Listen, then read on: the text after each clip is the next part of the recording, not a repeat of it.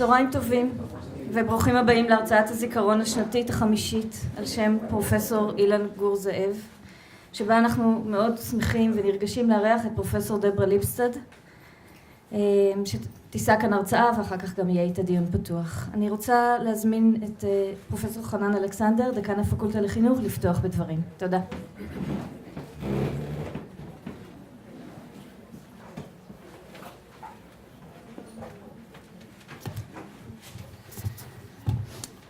ברוכים הבאים לכולם.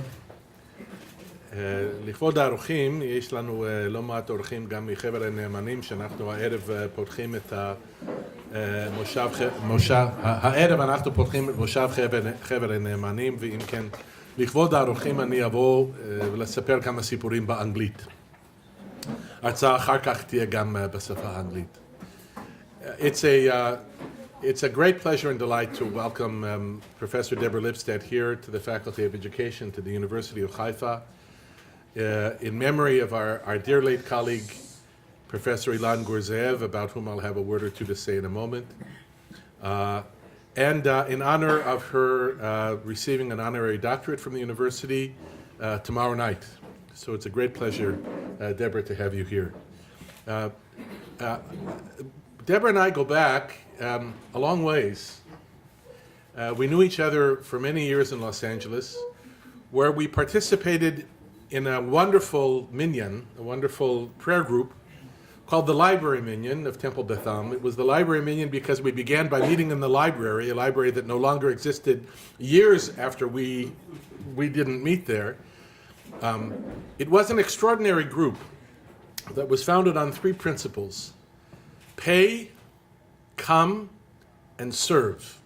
Pay meaning you had to pay the dues of the group, which were modest for the most part. Come meant we wanted an active community. We weren't looking for a community of observers. We wanted people to come and participate and take part in our community. And serve. Serve meant that you could do basically anything the community needed. You could collect the chairs, you could sweep the floors, you could pass out the prayer books. And among the many things one could do as service to the community is you could also give drashot on the various Shabbatot and Chagim that we would meet. And I mention this because I have a clear recollection of the many wonderful drashot that I had the pleasure with my family of listening to Deborah give. And one in particular I've remembered every year on the high holidays because it was based on a particular rather obscure pasuk from one of the piyutim, one of the poems that we recite in the high holiday liturgy, Tole Eretz al Blima, which means, loosely translated, that God hangs the world on Blima. Now, what is Blima? Blima is actually a difficult word in Hebrew. Really, the best translation that I can think of is God hangs the world on nothingness. That the world hangs there in the balance on what appears to be nothing. Now, I remembered this drasha for many, many reasons because of the wonderful sense of humor that I'm sure we'll experience in a few moments, but because it was an obscure passage that one wouldn't have otherwise noticed if it hadn't been brought to our attention, because it so beautifully captures the spirit of the holiday, in which not only is the world and the universe best hanging in nothingness, but actually our very lives at that time, according to Jewish tradition, hang in the balance. But I mention it here for three reasons. The first is because I can think of no passage that more accurately and properly encapsulates the philosophy, especially at the end of his life, of our dear late colleague Elon Gore than the idea that the world hangs on nothingness. As many of you know, Elon was one of the first critical pedagogues in Israel who translated some of the works of great critical pedagogy into the Hebrew language. He was known in many circles as a post-Zionist, although he wasn't really a post-Zionist. He was an active and loyal Israeli who was critical of the society in which he lived and whom carried out that criticism across the boards everywhere. But at the end of his life, he came to recognize that the difficulty with the belief that we could create a uniquely egalitarian society was even the belief in egalitarianism involved a kind of false hope. A false hope that later became expressed in various forms of postmodern thought and post-colonial thought. And so he actually argued in what was his diasporic philosophy that the world literally hangs on nothingness. And the sentence that follows, that was also part of Deborah's drasha, says, Chai v'kayam v'nora v'kadosh, in reference to God, that God lives and dwells and is awesome or awe-inspiring or frightening and an embodiment of holiness. Because Elon argued that actually the fact that the world hung in the balance did not mean that it would be necessarily meaningless. Because it was up to us to search for the meaning in life. It was up to us to create our own sense of holiness out of what was apparently nothingness. Now, Elon became known in Israeli circles as a kind of Navi Za'am, a kind of angry prophet, although he wasn't really angry. He was actually, and at the end we talked about him, who gave his last lecture, actually from this podium, in this room and in this place. It wasn't actually out of anger that he offered his criticism, but out of a deep sense of love. But I remember this drasha that Deborah gave on the high holidays for yet another reason. Because the very fact that so many of us have come here to listen to her today suggests that Deborah Lipstadt has become, in our generation, another kind of prophet, or shall we say prophetess. As they say in Hebrew, kishma kenhi, Deborah. Deborah was not a prophet of anger, but rather a prophet of heroism. And in her fight against Holocaust denial and confrontation of David Irving, about whom I imagine we'll hear just a little bit in what follows, Professor Lipstadt has become one of the heroines of the Jewish people of our generation, who was prepared to stand up for something that may seem so very simple, but is really so very complex, for the simple truth. For the simple truth that there is persecution in the world, and that there is hatred in the world, and that hatred also has been perpetrated, among others, also against the Jews in the most vile and awful forms that cannot by any reasonable person be denied. And so it is especially appropriate that we have the honor of hosting Professor Lipstadt here in memory of Elon, because in many, many respects, the heroism that she has shown in her own prophetic role among the Jewish people, ba'asher hem sham, wherever we happen to dwell, it follows in many respects in the spirit of the prophecy of our dear friend Elon, who called upon all of us to look for our better selves, to find love and meaning and holiness in our own lives, each in his or her own way. So welcome to all of you. Welcome Professor Alfred Tauber, who is the chairman of our Board of Governors, and we're honored for you to be with us today, and with all the members of the Board of Governors, colleagues and friends that are here, and of course to our new and, from our family's point of view, long-standing friend, Deborah Lipstadt. Welcome to all.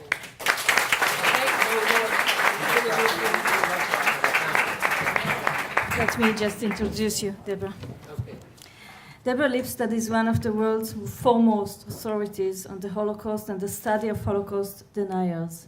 She has been a professor of modern Jewish history and Holocaust studies at Emory University for over 20 years, and her books include Beyond Belief, The American Press and the Coming of the Holocaust, Denying the Holocaust, The Growing Assault on Truth and Memory, History on Trial, My Day in Court with a Holocaust Denier, and the Eichmann trial. She is currently the Dorot Professor of Modern Jewish History and Holocaust Studies at Emory University. Deborah Lipstadt was a consultant to the United States Holocaust Memorial Museum. In 1994, she was appointed by Bill Clinton to the United States Holocaust Memorial Council, serving 2 terms. And of course, she is the current recipient of Honorary Doctorate from the University of Haifa. So Deborah, please.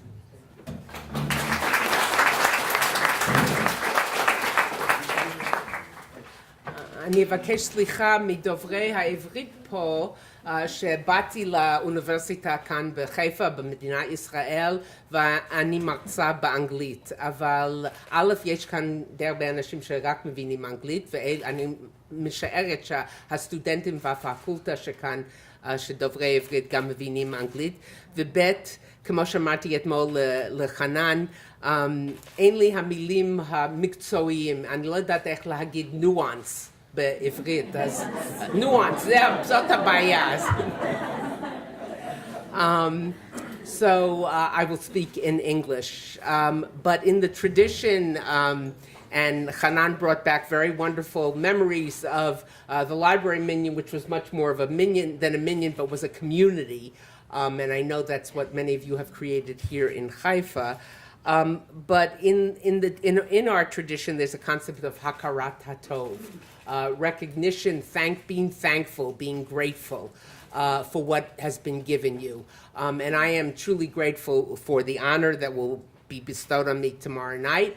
I am grateful for this opportunity to lecture to you, but I also want to recognize someone who's here who's probably his professional work and his scholarly work may be known to you, but for one other thing, and that's Professor Donnie Karen, who is sitting in the back from the physics faculty, who was one of the expert witnesses in my appeal, and a lot of his work was cited during my trial. And if you want to see that, there is a website run by Emory, www, it's easy to remember, HDOT, Holocaust Denial on Trial.org, O-R-G, and you can see Donnie's work there and the work of the many other experts. So Donnie, this is the first time we've met.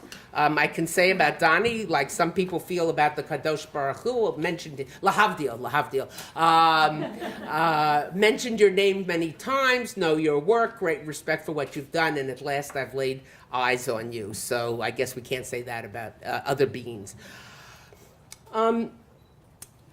The first time I heard about Holocaust denial, I actually heard about it from the person who would eventually push me to do work in this field, and that is someone known to many of you, Professor Yehuda Bauer.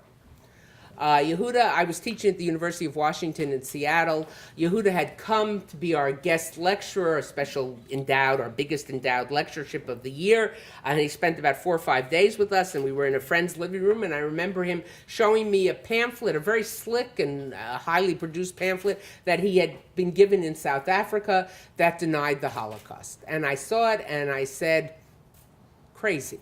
You know, and I just sort of, I paid attention to it because coming from Yehuda Bauer, you don't just say this is ludicrous. But that's what I was thinking. And then fast forward about a decade, and I was in Israel for a conference, and I got a message from Yehuda, Professor Bauer, and from Professor Yisrael Gutman of Blessed Memory Zal, whom both of whom I knew personally and professionally, etc., saying, Deborah, come have coffee with us. We have a research idea for you. So I was both intrigued, what research idea did they have for me, and B, flattered that these two senior people in the field had something that they thought I was worthy of doing. Then I heard what they had to say, and they said, we think you should work on Holocaust denial, Hachashat HaShoah. And I said, what? I laughed for a second time. I thought it was really nuts. I said, you think I should spend my time studying these people? In fact, maybe I thought maybe they couldn't find anybody of value to do it, so I certainly had all those the women here will know that mode of going immediately into self-doubt. They said, no, we're intrigued to know why is anybody paying them a shred of attention. Who are they? What are they? What's their, as we would say in English and on American cop drama shows, of which you have some here in Israel, what's their MO? What's their modus operandi? What do they do and how are they doing it? So I thought, if these two guys think it's worthy of me doing it, I'll spend 2-3 years, maybe 4 years working on this topic for then Gamarnu, on to other things, back to the work I was planning. Little did I dream it would shape my life. And then my book which was a result of that research denying the Holocaust, the growing assault.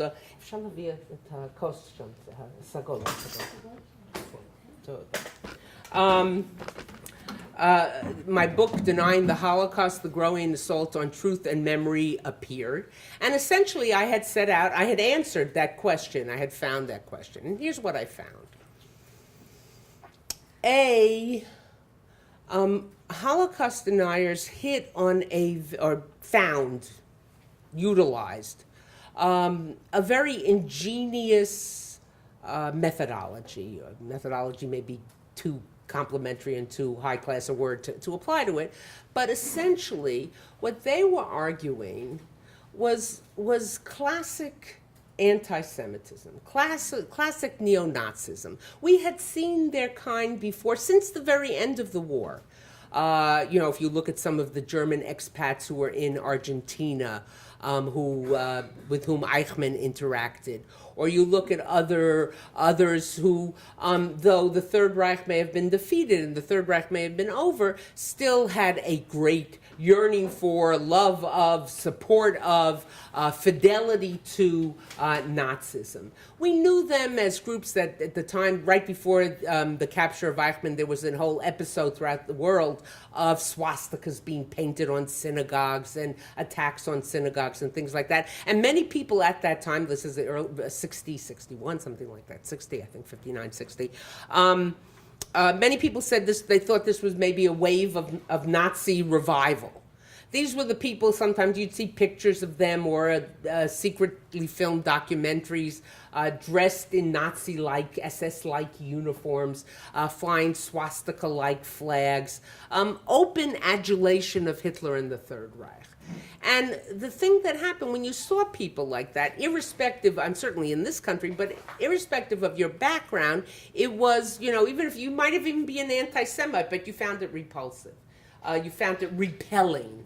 Not even repulsive, repelling. You were repelled by it. It would be akin, I come from Atlanta. I've been there 20 years. For the old-time Atlantans, that's not coming from Atlanta. I'm still an Ola Hadasha to Atlanta. But for old-time Atlantans, even ones who, in their heart of hearts, believe, discriminations and segregation wasn't such a bad thing, that people sort of today you wouldn't find that, but still who thought it was a sort of okay thing, who would have been repelled by someone in a Ku Klux Klan outfit and the sheet and the white head and the burning of, would never think of burning a cross on somebody's lawn, but still thought separation and segregation was somehow something to be okay. So what deniers had figured out is to openly express that kind of support and adulation of the Third Reich was certainly not something that would gain them followers. So they eschewed, they got rid of all sorts of outer accoutrements of neo-Nazism. And in fact, not only did they get rid of them, but they adopted something which many of us, I think virtually all of us, certainly if you're affiliated with the university, are very familiar with. They adopted the garb of the academic. So that if you looked at the programs from their conferences, they looked highly scholarly, panels, people giving papers on different topics, always invariably, they always had something to do with the Shoah. But they said, oh no, we're not anti-Semites, we're not neo-Nazis, that's ridiculous. We are looking to revise, we are anxious to revise mistakes in history. We want to find all sorts of readily accepted mistakes in history, and we want to expose them. And that's essentially what academics do. We take something and we look how it might be re-understood, or we argue that a preceding person had a theory, but the theory is a mistake because they failed to see one point or another. So we just want to revise mistakes in history. Hence the name they chose for themselves, revisionists, which is one of the reasons I don't use that name. I say they are deniers, not revisionists. In any case, but if you looked 1 inch below the surface, what you saw was the same neo-Nazism, the same adulation of Hitler, the same adulation of the Third Reich, and the same anti-Semitism. It was all there, but it was a wolf in sheep's clothing. Okay? Now, what were they essentially arguing? What were their premises differed, they weren't all cut from the same absolute template or absolute mold. But by the way, the people who are standing there, their seats up front, I won't call on you if you sit in the seats up front. If you're worried, that's what you're worried about. But if you prefer to stand, damcha b'roshchem. Damcha b'roshcha. Don't complain later that you had to stand. In any case, what were they arguing? They argued that there was no plan to kill the Jews. Yes, some Jews might have suffered, some might even have been killed, but there was no organized plan to kill the Jews. And by the way, that goes to the very heart of the Shoah. The heart of the Shoah is not that a lot of people were killed, murdered, but that this was a systematic, organized plan to wipe the Jewish people off the face, certainly of the European continent, and off the European continent too, Rhodes, Libya, etc., any place where the Germans could reach. That some Jews might have suffered, some might even have been killed, but if that indeed happened, it was because the Jews did something wrong. In other words, they were deserving of it. They were either partisans or subversives or spies or whatever else might have been the case. Again, so they weren't victims, but they were people deserving of being killed. That the notion of gas chambers gas chambers were an impossibility. One of the reasons, of course, you might ask is why did they focus so on gas chambers? Because gas chambers become emblematic of the horror of Nazism. That's not to say if you were shot by one of the Einsatzgruppen or the Wehrmacht that was working with the Einsatzgruppen or the local militia in Eastern Europe and in Lithuania, Estonia, Latvia that was working with the Einsatzgruppen, the mobile killing units, that was any better way to die than gas chambers. The death was the death, but the horror of the gas chambers is another one of the world's experts on Auschwitz, and someone else who also was a witness at my trial, Robert Jan van Pelt, points out, is that here was, while bullets can be used for getting food or for killing people, or for defending yourselves or being on assault, these gas chambers were modern, designed, engineered apparatus with one purpose in mind of murdering people. So it sort of encapsulates the horror of the Shoah. So they argue that these gas chambers would have been an impossibility, people would have been blown up, et cetera, et cetera. The person you can talk to about those details is Professor Karen. Or look at his report, as I said, on the website. So that was another point they made. And finally, and here's a crucial element, because here's a crucial element which suddenly made it all fall into place for me. The crucial element is, after they've made all these arguments, no plan to kill the Jews, no 6 million, the survivors are all lying, gas chambers are an impossibility, if any Jews were killed or suffered, it was because they deserved it.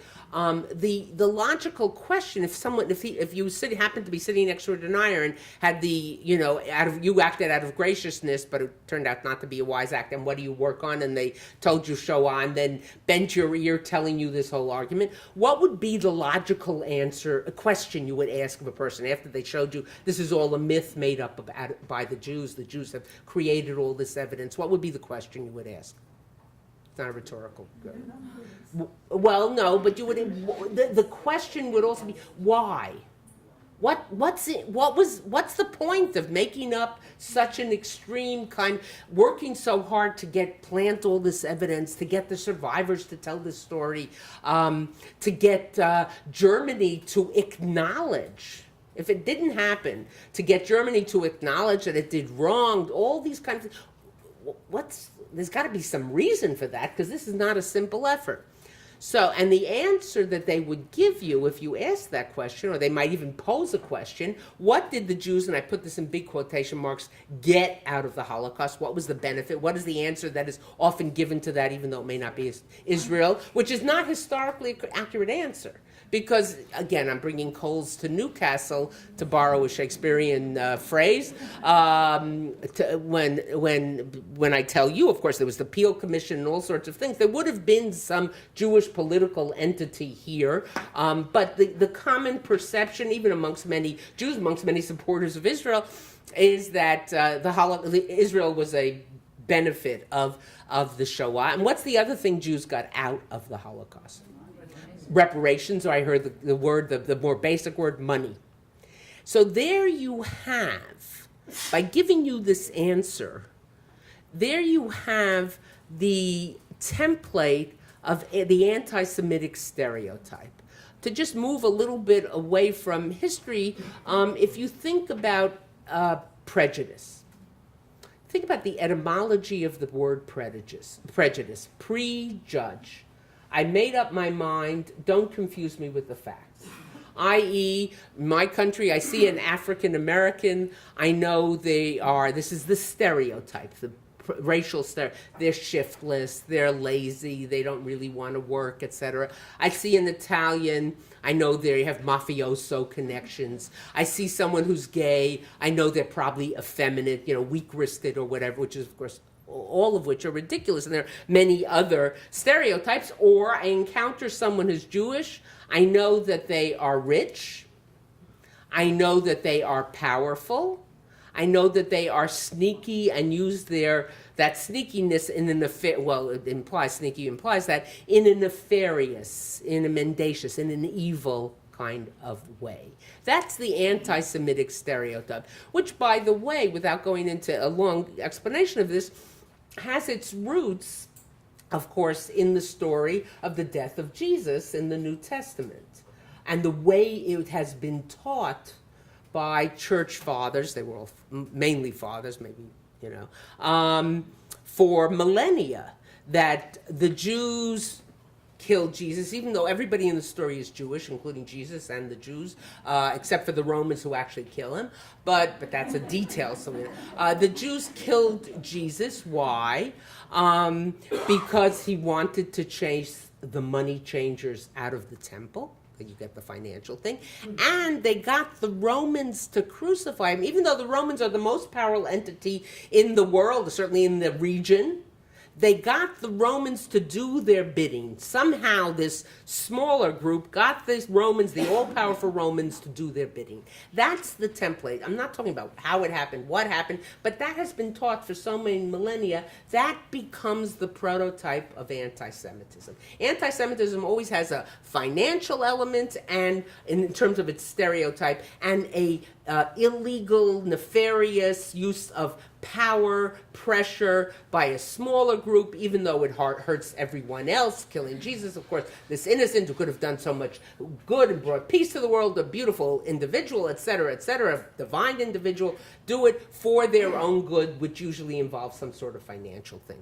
So what became clear to me is, I was looking at a group of people who were neo-Nazis and anti-Semites, and that Holocaust denial in and of itself was anti-Semitism. Now, the minute I came upon that, something else became clear to me. And this is true of all of anti-Semitism, but it's particularly true if you look at Holocaust denial. Anti-Semitism, or prejudice in general, whether it's racism, homophobia, whatever it might be, but it's certainly true of anti-Semitism, is not the result of a cognitive lacunae. A cognitive lack. Like, in other words, if I just showed this person the statistics which show the Jews don't control the banks, they would say, oh, I was wrong, and now I know they don't control the banks, Or if I just showed this person the number of African Americans, let's say it's an American racism, the number of African Americans who are working, who are doing jobs, who are succeeding, they would stop their racism. No, because it's not based on something, I just didn't see that. Sometimes people will say to me in terms of Holocaust deniers, well, what if they just read Primo Levi's book? Or what if we just showed them the documents on Auschwitz? That's not going to help, because the prism through which their view of the world is refracted. And a prism, and I say that in the presence of physicists, so I'm just going to stay here for 1 second and then leave it. But a prism refracts light, it bends light. Their view of the world, that the view they see the world, is an anti-Semitic prism. Just like for the racists, it's a racist prism. So facts aren't what's going to be what's going to convince them. I don't know if anything is going to really convince them as such. That's what I find. So what happened after that? Let me turn to the trial itself. I wrote the book on Holocaust deniers. I thought, Gamarnu, fertig, chalas, whatever word you want to say. I'm moving on to other things.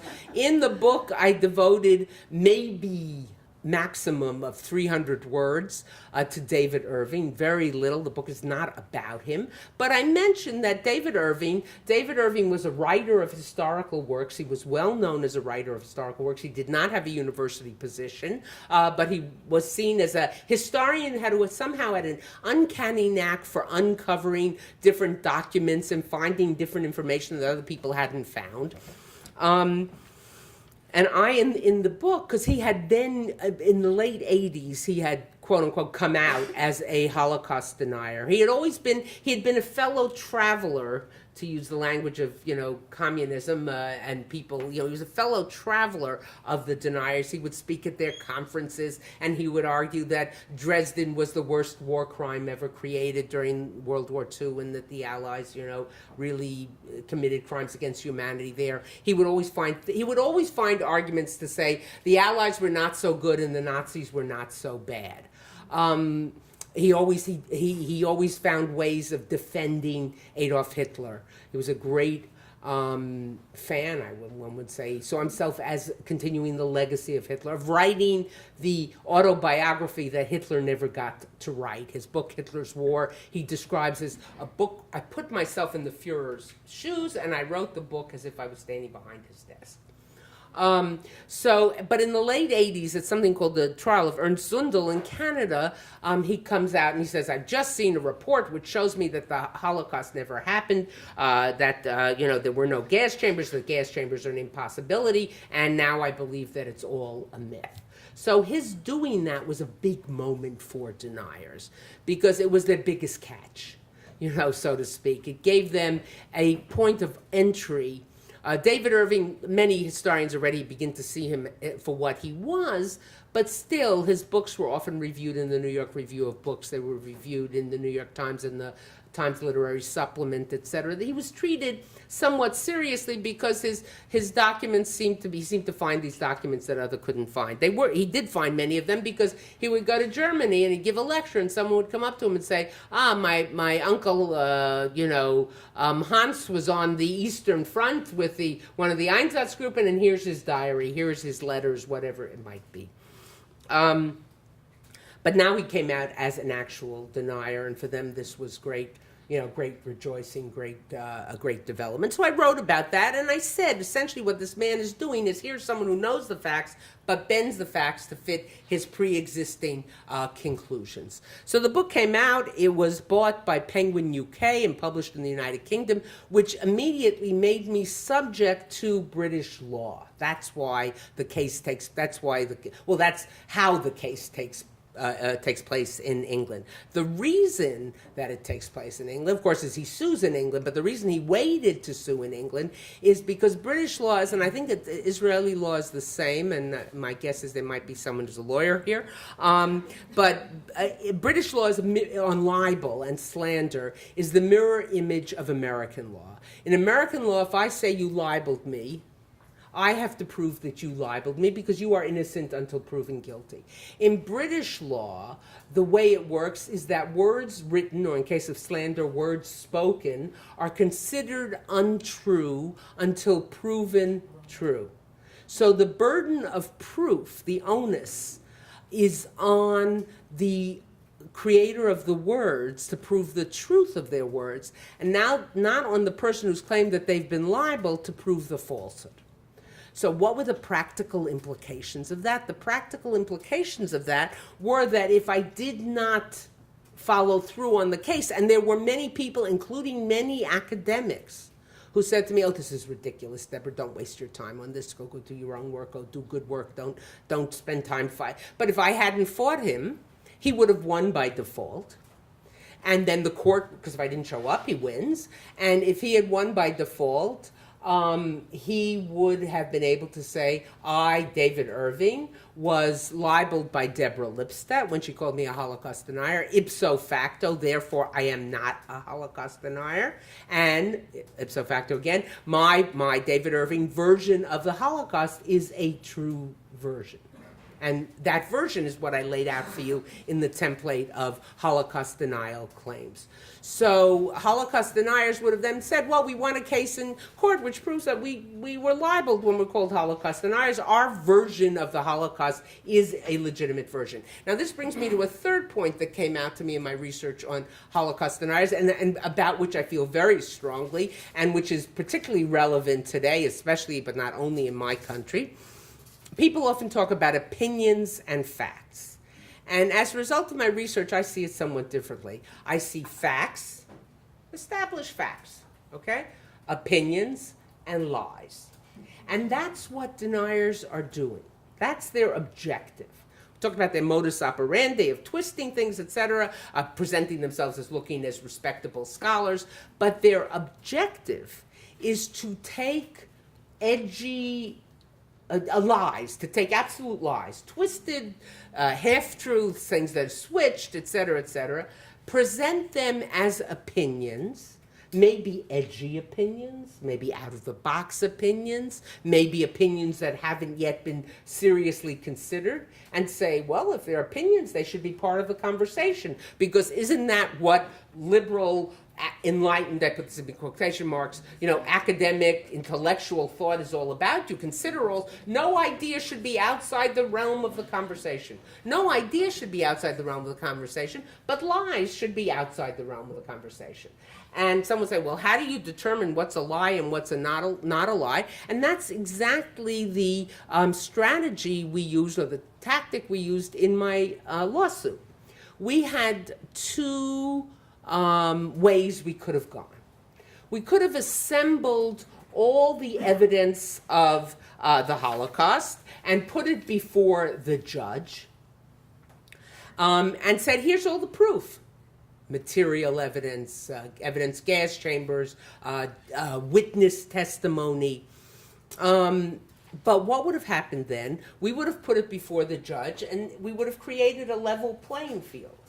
At that point, David Irving could have said, well, that witness says X, Y, and Z, and I'm going to show she doesn't really know what she's talking about, or she can't be telling the truth, because she said, let's say someone from Hungary, I arrived in Auschwitz-Birkenau on June 5th, 1944, and I was separated from my immediate family, and they immediately went to the gas chambers. And David Irving would, I'm making this up, would then produce a document saying, we see you have a memo saying that on June 5th, 1944, the gas chambers weren't working.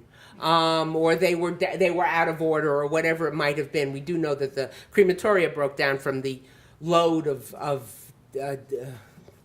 burning during the Hungarian murders, because it was such an immense and intense killing operation, or different kinds of things where, because you get details wrong, you don't know all the facts, you get a detail wrong, especially arrival at a death camp was designed to be chaotic, was designed to sort of make you hurry, out, separation, quick. And people often talk in their memoirs about suddenly they were separated from the family and they never saw them again, because it was designed to keep you off guard. There were all sorts of ways he could have then argued, well, I don't believe this report, I'm going to believe that report. We could have probably won that way, but it would have created exactly the debate between deniers and historians that I have refused to have since I first began to work on this topic. Why have I refused to have it? Even though they go on the internet, you'll see they call me coward and they call me all sorts of things,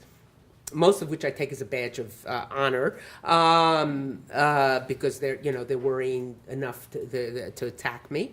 But the reason I won't debate them is you can't debate a liar. because it's like trying to nail a blob of jelly to the wall. You can't do it. A liar makes up things, makes up things on the spot, half quotes, misquotes, changes the date. And you can't debate someone like that. You can debate someone with whom you have a diametrically opposed position, absolutely diametrically opposed. But they're an honest person, and they're not going to make up facts or half-quote facts to give a wrong kind of impression.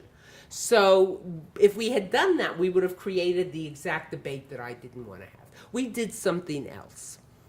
We said, my legal team, and I pay tremendous tribute, not as I have before, not just to the historians and the experts who were part of the research team, but to my lawyers, to Anthony Julius, who really was behind the whole strategy, and to Richard Rampton, who, for those of you who've seen the film, Tom Wilkinson gives a very, very good rendition of Richard Rampton's work in the courtroom, that we would do something else entirely. We would follow his footnotes back to his sources. And when he would say, I have a document here which proves X, Y, and Z, we'd see if it really proved that. And we found in virtually every major case, and I'm not talking about small things, because I know there are many people here in this room who have written not one book, but multiple books, and we all know that when we write a book, mistakes creep into our books. That's why we're so happy to have second editions, because it gives us a chance to fix our mistakes. But I'm talking about major issues.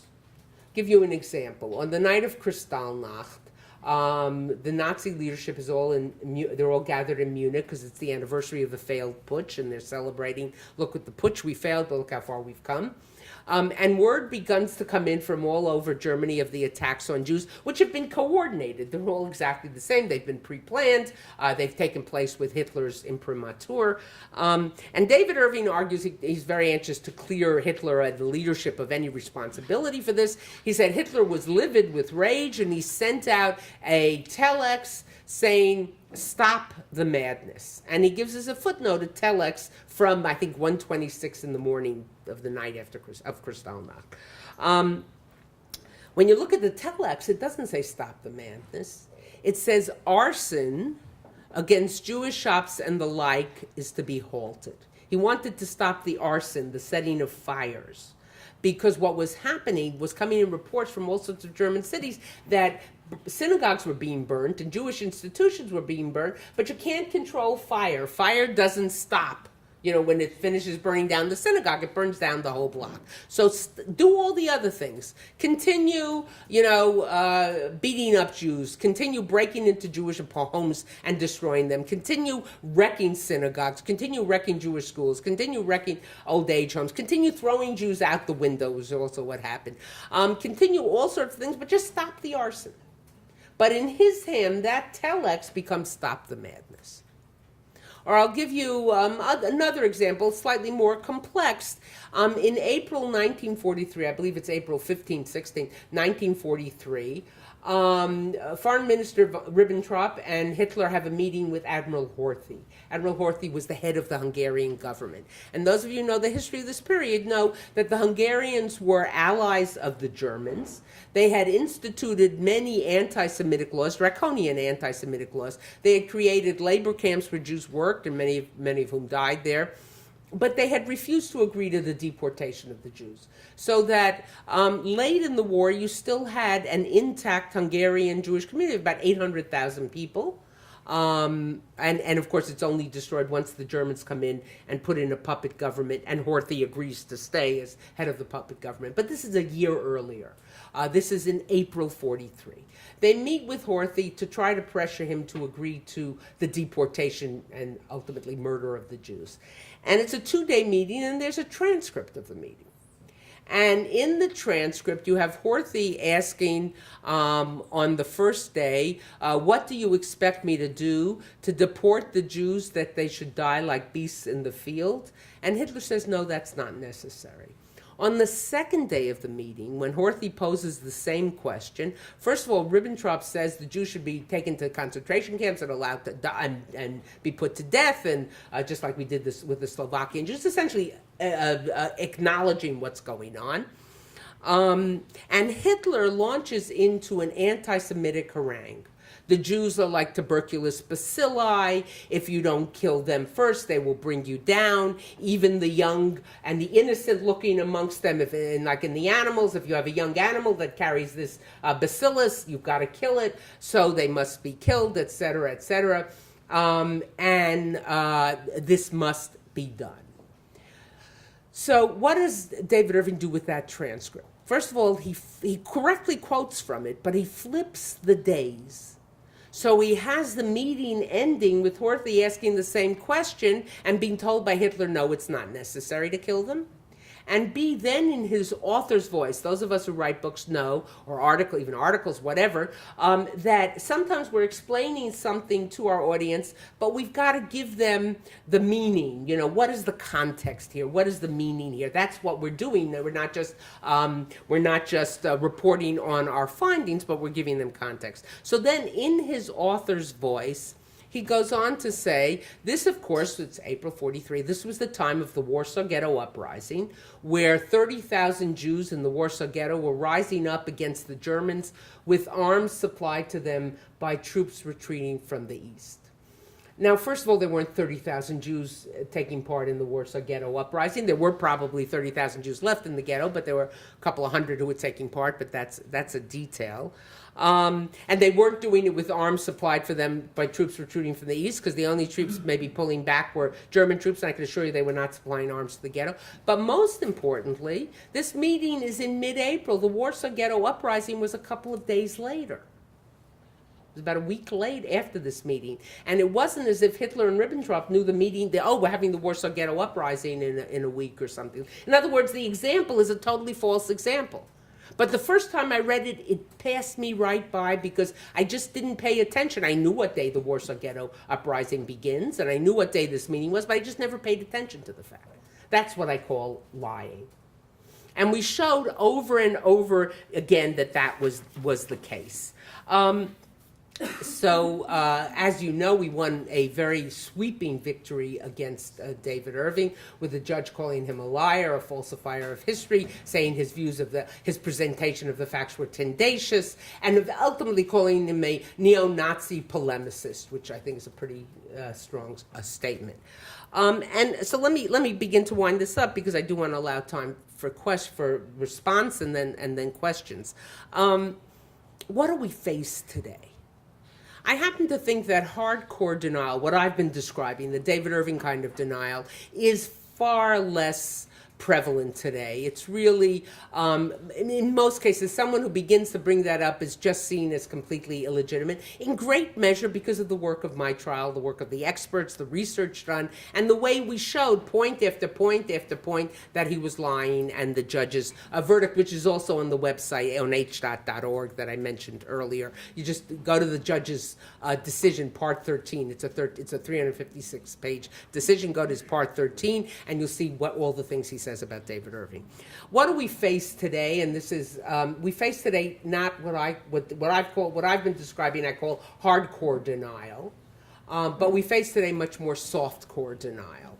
Softcore denial, I use the term, usually we use hardcore and softcore in relation to pornography, and I have deliberately chosen those terms because it's a pornographic, I find this is pornographic history. It's doing to history, it's a pornographic view of history. But we face it. What do I mean by that? We face it, well, certainly in relation to the State of Israel, but not only in relation to the State of Israel. Let me give a couple of examples outside the State of Israel and then turn to in terms of Israel.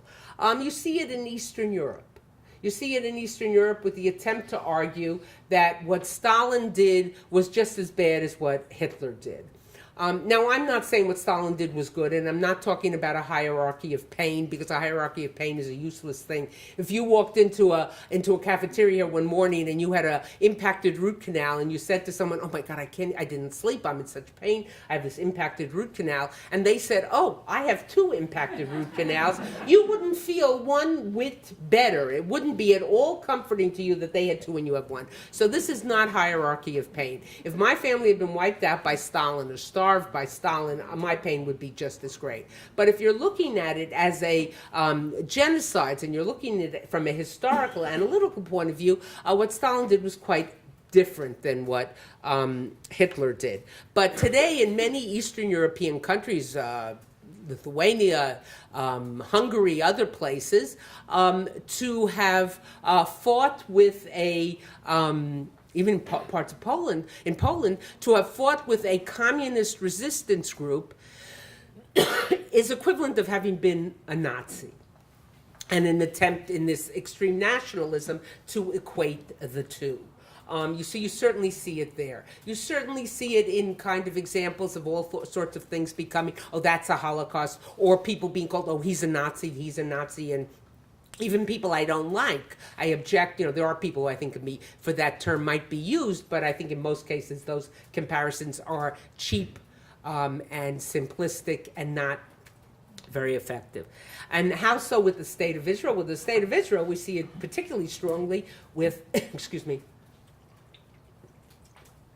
with the flip of the victim becoming the victimizer. So you hear, Nazi-like policies of the IDF, or genocide of the Palestinians. And let me say something very clearly here.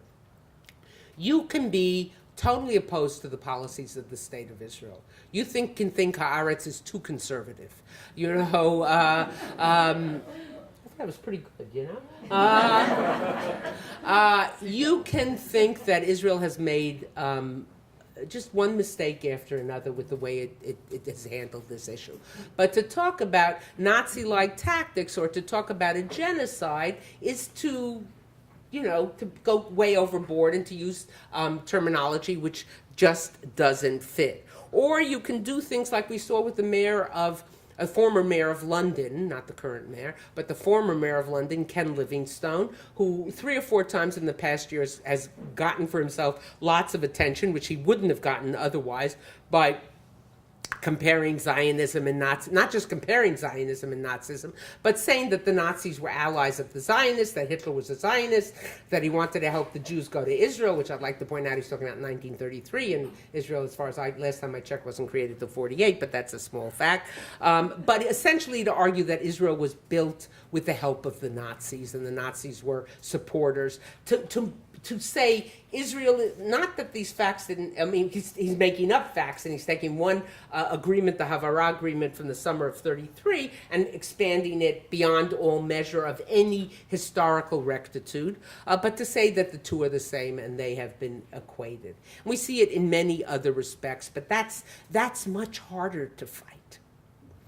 It's much, to use a very academic term, it's much squishier. Squishier bifrit. It's okay. So it's hard, it's hard to get a hold of it, because you start saying all the details and the historical details, and the person who's listening, their eyes glaze over, they sort of lose all interest. But that's really the challenge we're facing today. So that is essentially the main points I wanted to bring to you today. It's a battle that goes on, less so in terms of hardcore. I think that the team that worked so well in terms of my trial, legal team, academic team, research team, we've helped to decimate, not us alone, but certainly decimate deniers and sort of present them as, a little bit of flat earth theorists, though there are many people who I think believe Elvis is alive and still believe the earth is flat.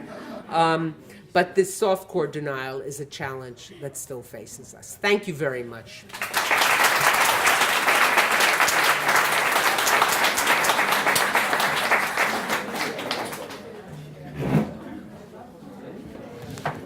Thank you very much, Deborah. Just a brief comment, and then we'll open the discussion to the audience, so be prepared. Deborah Lipstadt's noble fight is a fight in the defense of truth, objective, undebatable truth, in the defense of historical accuracy, and maybe most of all, in the defense of the crucial difference between facts, opinions, and lies. I thought a lot about what Deborah calls soft-core denial, as opposed to hardcore denial, meaning not the denial of facts, but their minimization through the use of false comparisons, false generalizations, and so on.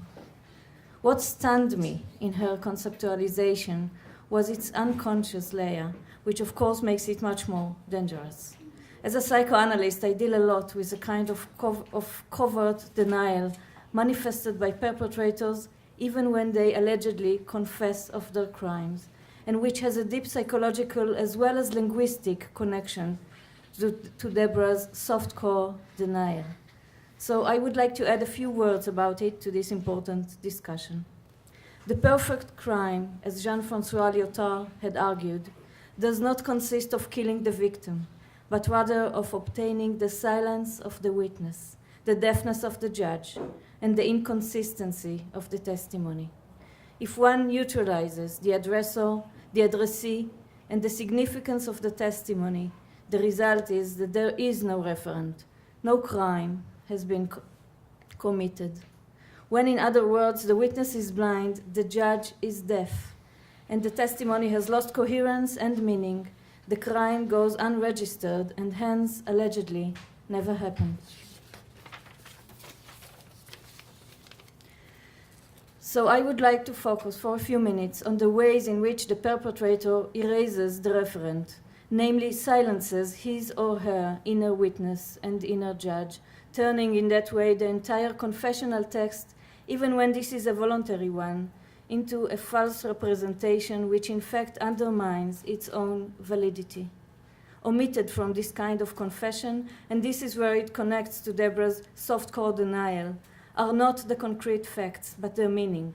Distortion or error does not inhere in the factual details, but in the syntax which interferes in different ways with the original true utterance, taking away its meaning even if all of its components are accurate and correct.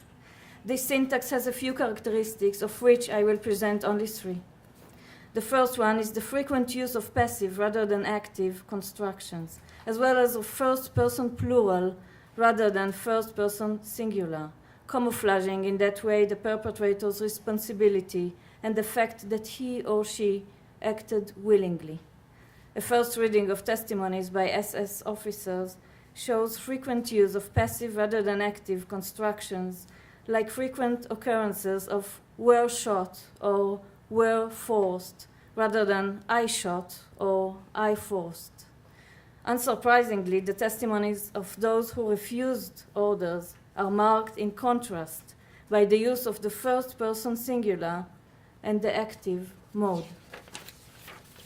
The second characteristic is the displacement of the position of the victim to the perpetrator, him or herself, such as cases in which the perpetrators see themselves as the true victims of the political regime instead of seeing themselves as responsible to it. And the third characteristic is the creation of the pseudo-moral text, which reconstructs and disguises the factual immoral reality. A striking illustration of this appears in a letter written by Captain Wolfgang Hoffmann, who was responsible for the slaughter of tens of thousands of Jews, but who protested indignantly against the claim that he or his men could have robbed Poles of food. This ostensibly marginal contradiction, which might easily escape the reader's attention, in fact discloses this perpetrator's way of construing the traumatic reality, a construal in which the immorality of the massacre is camouflaged by apparent observance of morality. In this manner, the precept, "Thou shalt not kill," is silenced not by denying the murder, but by the vociferous defense of the precept, "Thou shalt not steal," which comes to serve as camouflage. When the disease is the splitting of language, the one possible cure is the reclaiming of language. Such reclaiming, in the case of perpetrators' statements, implies the rehabilitation of the referent, the reclaiming of the function of the inner witness, the function of the inner judge, and the function of creating meaning, so that the testimonial event will turn from a pseudo-performance into one in which the subject, facing his concrete or imaginary victims, will be fully present. Deborah Lipstadt taught us a unique lesson in this subject of reclaiming the function of the witness. In this case, Her lesson involves not only the reclaiming of history, but also the reclaiming of historicity. Not just the reclaiming of history as an event with a witness, but also the reclaiming of history as an event with meaning that even in the era of post-truth cannot be erased. Thank you.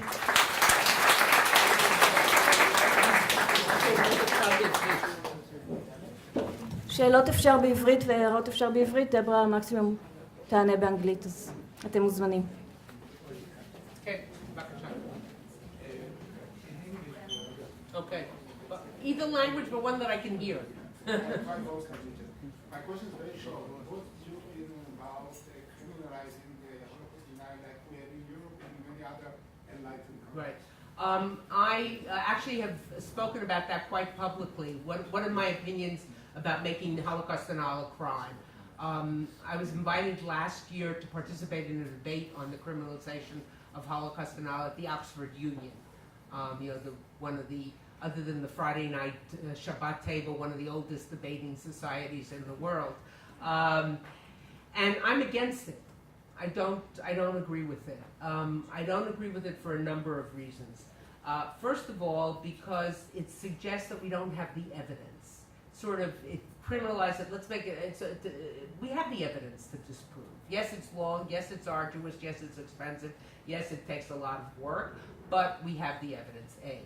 B, I think when you criminalize something, you make it forbidden fruit. So when protesters in Germany against the government want to do something that they know is going to get them attention, they do something akin to a swastika, because the swastika is forbidden. But most of all, and this is particularly true in this day and age, and sadly, especially in my country, I don't want to cede to the politicians, give politicians the power to decide what can and cannot be said. I think it's a very dangerous thing, and that also puts me in a bit of, I wouldn't say, I don't know if it's a minority, but an outlier camp in terms of the fight against anti-Semitism, which I'm writing about right now, because there are many people in the American Jewish community and in the world Jewish community in the European Union have a definition of anti-Semitism adopted. Let's get them to adopt a definition of anti-Semitism. Let's get them to criminalize it. It's much harder in America because we have that pesky thing called the First Amendment. It's hanging on by its fingernails, but at the last time I checked, it's still hanging on. יפה.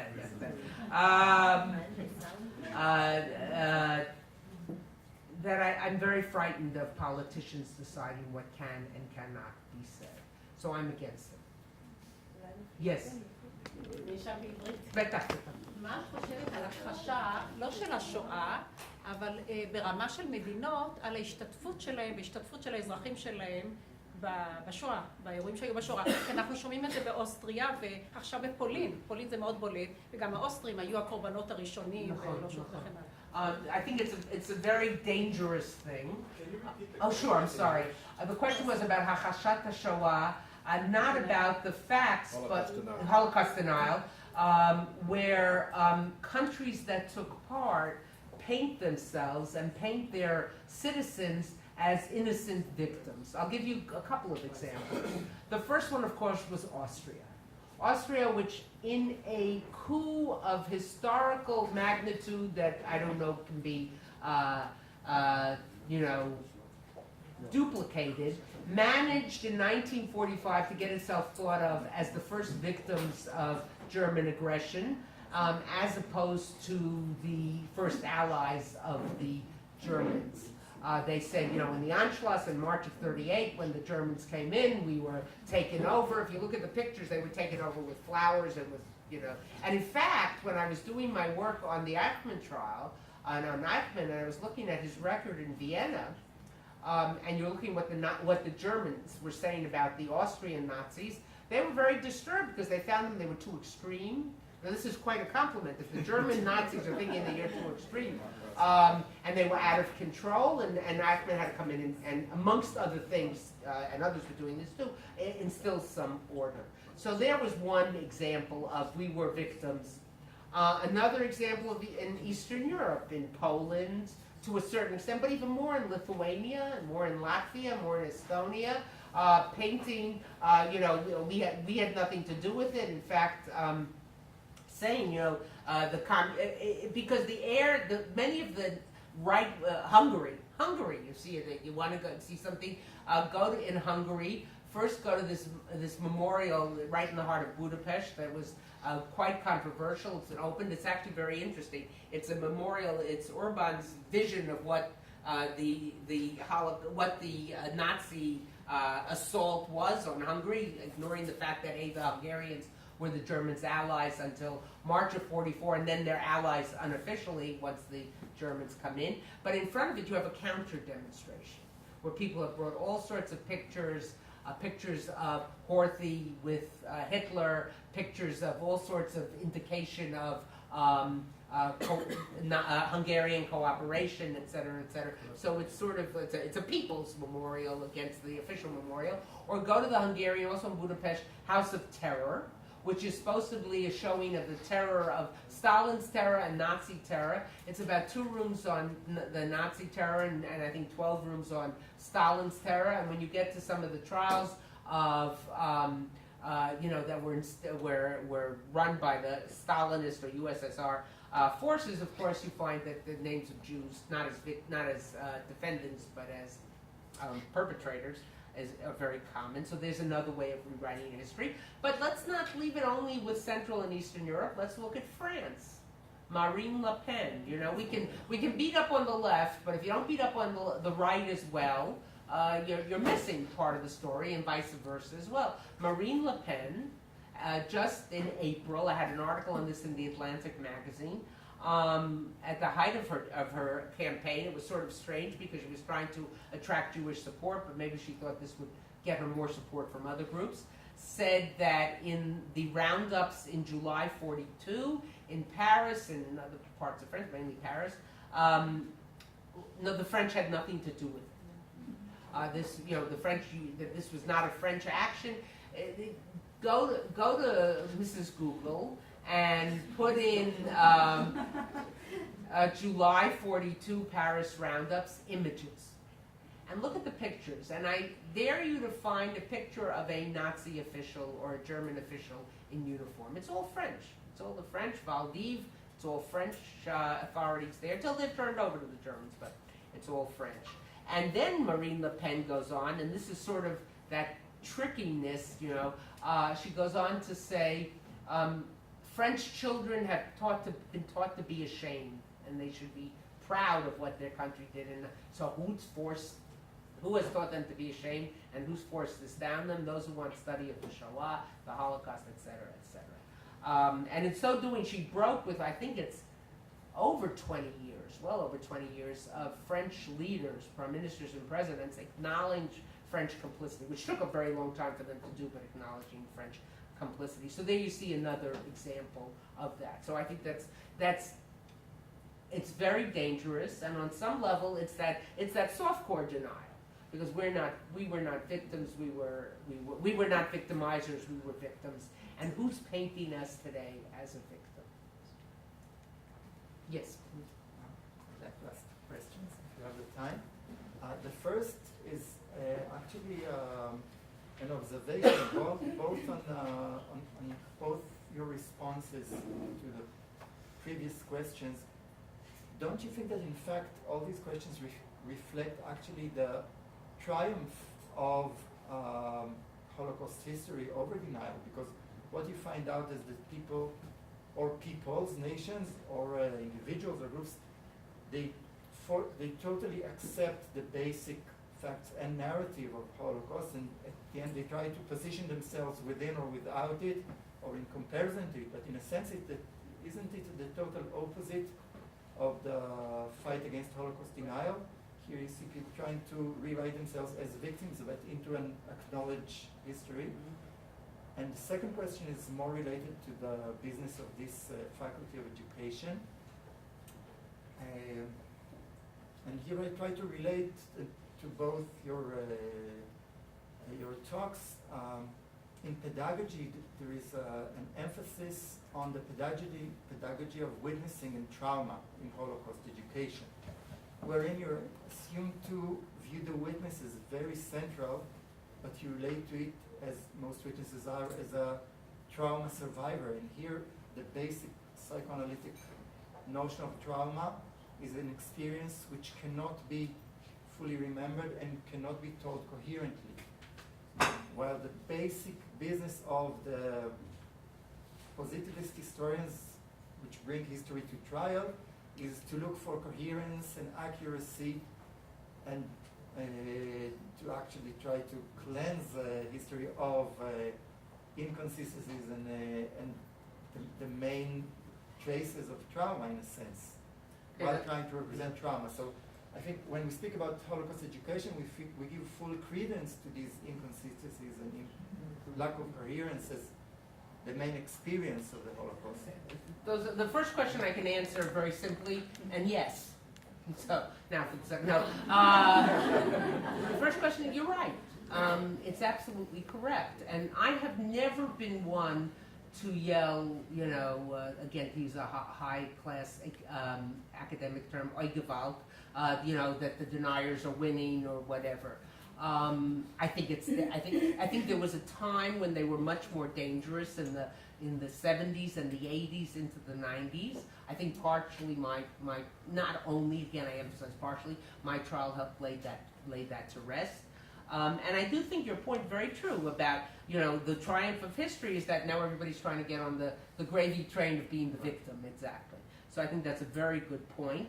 But and that's why the softcore denial and that playing with history, can often have, as Ken Livingstone, as I mentioned earlier, his attempt to link Nazis, he's not saying it didn't happen, but to link Nazism to Zionism is to sort of twist it around. So yes, I think that the positive spin to put on it is that yes, it's the triumph of Holocaust history. The more dangerous spin is what are those softcore deniers doing with that today. In terms of your comments about the witness, I don't think most really serious Holocaust historians take witness testimony, or any historian, forget setting aside even the Holocaust, take witness testimony as a person said it, Torah Moshe Sinai, that it's the law, it's ordained, it's absolute. What you try to do is try to triangulate, how does this mesh with other testimonies? How does it mesh with material evidence? I'll give you an example from my trial that was used in my trial by Robert Jan van Pelt. It was very compelling. David Irving uses the memoir of a woman named Ada Bimko, who later goes Ada for Hadassah, and she marries her name is Hadassah Rosensaft. Some of you may know her name. She was a doctor in Birkenau. Her son Menachem is very involved in survivor testimony, et cetera, et cetera. Ada is a doctor in Birkenau, and not experimental or that kind, but just trying, they had a hospital in Birkenau, Primo Levi writes about this and others have written about this. So at one point she was sent to one of the gas chambers, probably 4 or 5, which means it's not, if you've been to Birkenau, there's just the foundation left. It's not the big ones that you see at the very end of the railway tracks. To pick up the blankets, the women were allowed to wrap themselves in blankets when they went there, and she was sent to bring the blankets back. And I don't remember if she asked the officer in charge to show her the facility, or he offers to show her the facility, but he gives her a tour of the facility. And the reason we know it's 4 or 5, because he takes her up to a sort of roof where there is a large structure, a large mechanical installation. And he says to her, that's where the gas is, and then he points to the pipes going down into the roof and into the ceiling, into the gas chamber below, and that's how the gas was introduced into the gas chamber. Well, here I'll show one thing I learned from my Opan 50 years ago. Lo dubim v'lo yar, it's about the only thing I remember from the Opan, but I can't complain. There were no bears and there were no forests, but otherwise the story is completely true. we do know that from perpetrator testimony, for instance, Hans Stark, who was part of the Auschwitz Gestapo, he describes in his testimony when he was on trial of standing outside of, I think it's Stark, no, maybe someone else, opening the window. In those gas chambers, the windows were open. There were, in fact, we saw when we were at Auschwitz in preparation for the trial, door frames that fit exactly those windows with a handle on the outside. You wouldn't put a handle on the outside unless you don't want the people on the inside to open the window. In those gas chambers, the cans of Zyklon Bay were thrown in through the windows. And the other ones, they were dropped down. So what is he telling her about this? He was playing with her, or he's making fun, or because he knew that's how the gas. But we do have documentation. So in her explanation from this Nazi officer, it was completely wrong. But her description of what she saw was exactly right. Why? Because we know that in the roof of that installation there was an exhaust system, because it was very important for them to extract the gas so that the gas chamber, because people wouldn't go into a room that smelled of gas, extract the gas so that the people could go in and then be murdered. So there was this gas, this fan, or installation, and that there was a pipe going down for the extracting of the air. And we also know, I'll give you another piece of example, just a few kilometers from here, in the museum at Kibbutz Lochamei Ghetto, they have the drawings of David O'Lear. David O'Lear was a graphic designer. He did movie posters, very, very famous, now become very famous with some of them iconic movie posters in Paris. He is brought to Auschwitz-Birkenau, and somehow they discover, the Nazis, the Germans, they discover that he can you give him a photograph, he can do a painting, a drawing of it, which allows him to live. As soon as he is liberated, a few months after he's liberated, he does a set of drawings, which Kibbutz Lochamei, I think has a complete set. He does a set of drawings of working in the gas chambers, because he's a Sonderkommando. He's one of those, bringing the bodies out, etc. And you see a picture, I believe it's in his drawing, of when they come in, they have gas masks on, because the gas is so thick that they can't, they have gas masks on. You could never get a person to say you're going into a shower. So, in other words, if you take Ada Bimko's testimony at its face value, it's crazy, it's worthless. But if you separate the explanation she's given by the officer with what she saw with her eyes, it becomes very valid. It's a classical representation of how the historian relates to the witness and the trauma in a very different way from how, for example, That's an educator in Israel remembers a very strong culture of witnessing to the pilgrimage. It's almost opposite to the way educators... It's very delicate. Now, speaking less as a historian, more as a human being, it's very delicate to say to a survivor who's given testimony that what you're saying is wrong. They're talking about the most traumatic, awful moment of their existence, which none of us, thank God, have ever come close to experience. But people get things wrong. And as I said, it was a moment, the arrival of this, at the platforms was designed to be traumatic. Was designed to get you, to make you more pliable. Hurry, hurry, hurry. It was at night, big Klieg lights and things like that. So it's got to be done very delicately, but sometimes it is wrong. I'm not saying, the vast majority of most, but you have to take each one, as a historian, you take each one in and of itself, and you try to pull out what you can, and often it's very accurate. Many are very accurate. And of course you get testimony, which, and I remember talking about this with Robert Jan van Pelt when we were at Auschwitz with the lawyers to prepare for the trial. He pointed, if you've been to Birkenau, you know that there's the railway track that goes all the way into the camp, which was put there for the Hungarian deportations, to speed up the processing of the Hungarian Jews. And right midway in the track, about maybe a little bit closer to the entrance, they show you the picture of this is where the doctors stood. Mengele has become the sort of stand-in for the doctors who were there, but there were quite a few doctors who did this. And what Robert Young pointed out to me is that sometimes you get testimony from people who are on the same transport. We got off the train and we were forced to turn to the right, and then we met the doctor, Mengele, people often say, and they'll sometimes say Mengele, and you'll say, well, how did you know it was Mengele? Well, everybody knew Mengele. People didn't know Mengele. Or they say it was Mengele at a time when Mengele wasn't in Auschwitz. We know, but that, so do you discount their testimony? Of course not, but you say it couldn't have been Mengele. But we came off the train, and we were forced to turn to the right and then to the left to go through the doctors and the selection process. Someone who was in the front of the train says we got off the train and we had to walk to the left.